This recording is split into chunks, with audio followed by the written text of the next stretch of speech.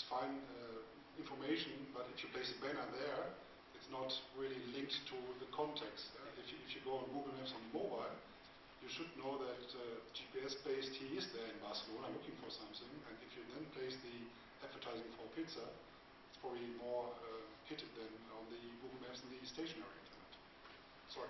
Is there any one thing that you identify that an operator could do, or operators, the mobile operator industry could do, any capability that they could make available to advertisers which would turbocharge the market? Any one thing you'd like to see them open up? Well, the one thing is which is just talk about the log file data.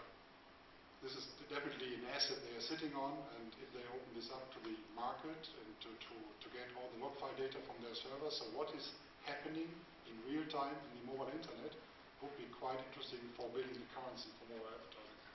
I would say one thing for me is location. The people talking about this for, I don't know, for the 15 years, the capability is there probably to 5 to 7 years. I remember actually in Scandinavia I got some very small advertising. By the way, nobody asked me for permission when I was traveling in the year 2000.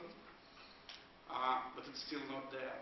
And I think there are a huge promise of the local advertising, really tight location, with nobody doing on the internet because it doesn't mean too much.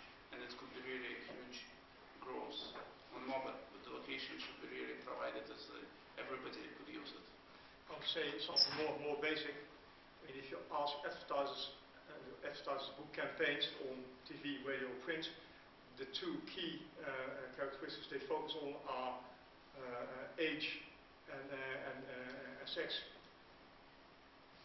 But again, with a lot of media, it's always, well, probably about 70% of the people watching this TV program will be men between 30 and 40 years old.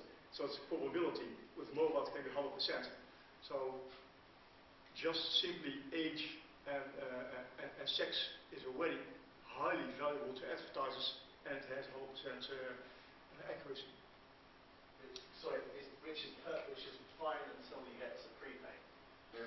So in some countries where there's 80, 90 or 100% prepaid, yeah, the age and gender isn't existing, and in the countries where there's postpaid, most networks have an accuracy of maybe 70, maybe 80%, 90%. So with the prepaid model, the network information column that they could give, in my opinion, is they actually need to start thinking like a magazine as opposed to something they have anything, and they need to start running preference-based things against the value exchange that they can actually give in advance. And I'm biased. If you could scale the blip model to other mobile networks, it would take the figures that are assumed for advertising. It would be, in Vince's term, what's the thing, what's the unique, what's the thing? The preferences and the permission will totally eclipse all of our projections of advertising. Because if you could find a return on investment that beats other media channels to the scale of 10 million, 30 million, 25 million people, then the industry will be born. Yeah, but Jonathan, there is a good question that I read, it's maybe the question to the audience. How many of you who went to some website, a mobile site, who proposed you to fill information about yourself, the preference? How many of you did it? In exchange for what, I think? Well, in exchange for few free minutes or few free SMSs or for anything. Was it easy to interact with? Well, relatively easy. I never feel it. I just put the question to the audience if somebody did it. And because the statistics says that usually people are not doing this. And there is probably a reason for that. Either the benefits is maybe not big enough. Well, Changing World, the guys, who's here from Changing Worlds? Is someone here from Changing Worlds? I think Changing Worlds would say the total opposite of what you're saying. No, it's actually the Changing World part of us. I would hope they would say similar thing. But the general is that we... Okay, no, what I wanted to say is that we could learn based on the approval that customer gave us from their behavior. So they don't have to feel this. But to feel actual preferences, I mean, that's my question. How many of you who are doing this when you offered? It's the wrong question. If that's the justification for not asking people's preferences, then I think we need to get really minusculely granular about what the experience was that you based the evidence on, which is one of the bar. John, maybe you looked in Link, you actually asked for preferences as part of the signing in process. Yeah, so we said there's going to be 217 texts in 43 minutes free with no contract, and you're going to sin and you can throw it in the bin if you don't want it anymore. But every month you're going to get this anyway. And here's 6 categories online that you can fill in or leave. You know what actually happened? Loads of people have left it. I'll take it. 3 weeks in, 4 weeks in, 5 weeks in, 6 weeks in, 8 weeks in. Their friend who gets a 2-for-1 cinema ticket for the next Pirates of the Caribbean film because they're into action and adventure gets a 2-for-1 because they clicked that inside their profile, and then all of a sudden the graph goes like that. People go back in, they then enter specifically, even too granular information about the type of stuff they're into. And then what happens is that when on a day they don't get any ads, which they call useful stuff by the way, when they don't get their useful stuff, they complain to the customer service centre because they think the service is broken. And why does my friend get the 10% on Nike? I'm into sportswear as well. Yeah, but this is a Nike campaign about football, and you didn't say you're into football. Yeah, but I like football, so we changed it in your profile. And then the argument is totally different, but then we're dealing in arguments of relevance, and it's a great place to be. Just a quick question. When you said you wanted to know about, you said you wanted to know about gender and age.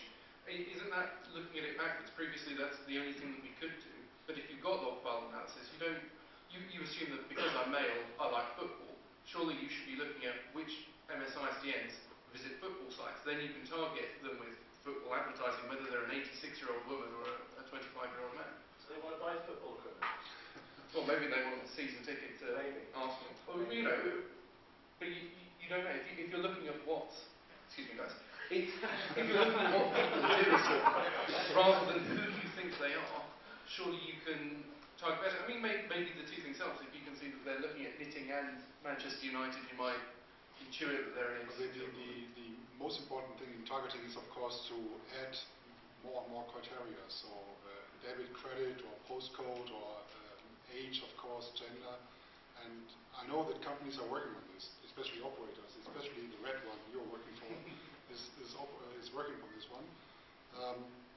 I think it's once we did our homework, like reach first, the currency, then we go into targeting. And targeting is one of the most desired differentiator against every other media for mobile. This is going back to a question from 10 minutes ago.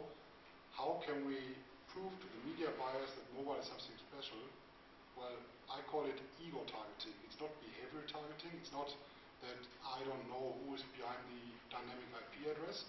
I know by postpaid, prepaid targeting, log file analysis, and qualitative research who is in the end using this bloody iPhone in Oxford Street. Hopefully, in the near future.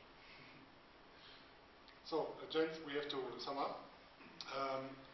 We talked about barriers, but probably you have still a barrier which comes to your mind we didn't talk about. So why don't you say at least the final barrier for you, which we didn't mention so far, for mobile advertising in the coming years? Who wants to start? If I can say one, I think operators are really too slow in setting up mobile advertising. They're looking, in my perspective, too much at all the barriers, and we've been talking about the barriers as well, and they're not looking enough for the opportunities, trying, doing, and we know in new business we have to try, do, fall, make mistakes and learn, and then do it better. So for me probably, and we talked about this a little bit, but ability to use customer information, this is one of the biggest barriers. In order to show the value to the other medias, this is the key thing. There is, and I think everybody should work on this based on, of course, privacy guidelines, but this is, if we want to be successful and if we want to attract the advertisers to spend money on this, we have to provide them value, and we have to provide to the consumer value first. So, one thing which we did not discuss right now, but it's always in the mind, it's the thing about data tariffs. I think it's still too slow. Operators are pushing it forward, but I think we should really keep on pushing to try to get more and more people on respective data plans and try to inform them about what it's all about, what is included in that. Don't go out with campaigns. You have 3 GB, you have 6 GB, and so they don't know what it